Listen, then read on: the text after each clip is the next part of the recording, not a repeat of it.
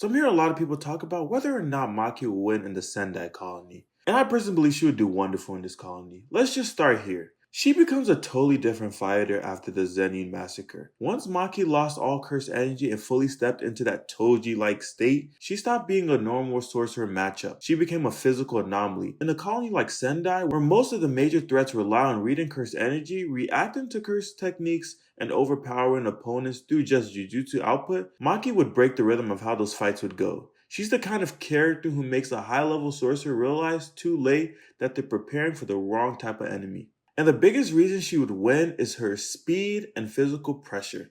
And yes, she is above Yuta in that aspect. And just that aspect alone, she has godlike physical strength. Sendai's monsters like Ryu and Uro are elite, but both of them are still fighting within the logic of Jujutsu combat. Ryu overwhelms you with raw output and destructive force, while Uro distorts space and throws off your perception. Against most typical sorcerers, that's terrifying. Against Maki, it gets trickier. Maki doesn't need to match Curse energy output because she's not trying to win with the beam clash. She closes in the distance. She likes to put you in a survivor's fight, close quarters, where everything is a physical problem. If she gets in 12 feet of Ryu, this fight becomes way less about his granite blast and more about whether Ryu can take repeated damage from someone who has special grade hands, and not to mention her curse tools also give her a supreme advantage in close quarter. Uro is probably the more annoying matchup for her, but Maki still has a case there too. Uro's sky manipulation is nasty because it changes how attacks connect. But once Maki understands her technique, she's gonna put immense pressure on her, especially in close quarter combats. We've seen that she understands opponents' rhythm, and that makes her a lot more dangerous. Also, Uro benefited a lot from Yuta being distracted, and also he was thrown off just by the way her ability worked. If Maki simplifies this fact, she can easily force Uro's hand in a predator-like style. And please stop bringing that bug into this conversation. Her soul-splitting katana will absolutely send that little creature straight into hell. And now let's remember there's the domain issue, which makes Maki even scarier. A lot of people have forgotten that her heavily restriction gives her a weird advantage in spaces dominated by cursed energy rules. She doesn't interact with barriers like a normal sorcerer. That means in a colony filled with high-level jujutsu sorcerers, one of the main panic buttons people rely on is less reliable against someone like her.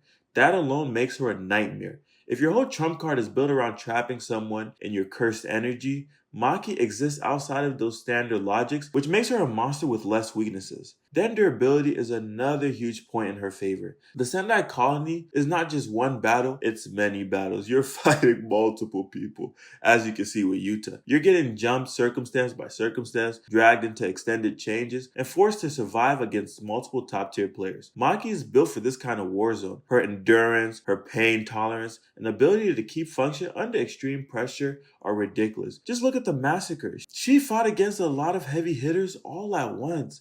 And once she figured out what everybody liked to do, it was pretty much raps for everybody. It didn't even last more than 10 minutes, if I'm being honest with you. And not to mention, let's talk about her curse tools. They make her even more dangerous due to the fact that they can bypass durability, exploit openings, and increase lethal pressure, which allows her to have more clean hits. The Sendai fighters are very powerful, but they're not invincible. And Maki is the type of character who only needs one real opening to change the fight. Now, to be fair, clearing the Sendai colony would not be easy. Ryu's durability and firepower are insane, and Yura's technique is so awkward. A fully healthy Yuta is still safe in these conditions because of how versatile he is.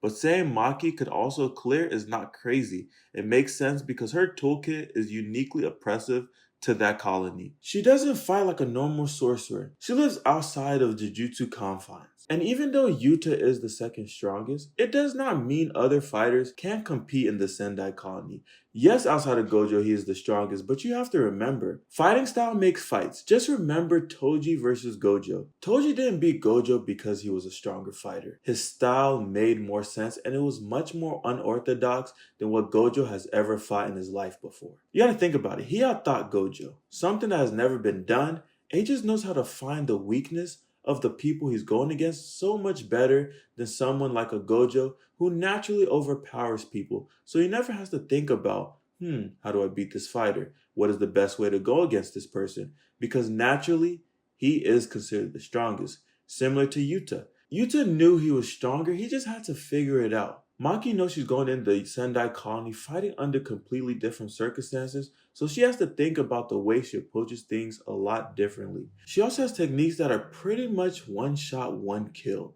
so she can really take them all out, and it won't be easy, but it is very much doable for her. So yes, my final answer is Maki can complete the Sendai colony. Now, to what point will she be injured? I would say probably she'd be somewhere left around 20%, maybe 10%. I think this fight would really drain her, and they would really push her to her limits, but I really think she could come out victorious.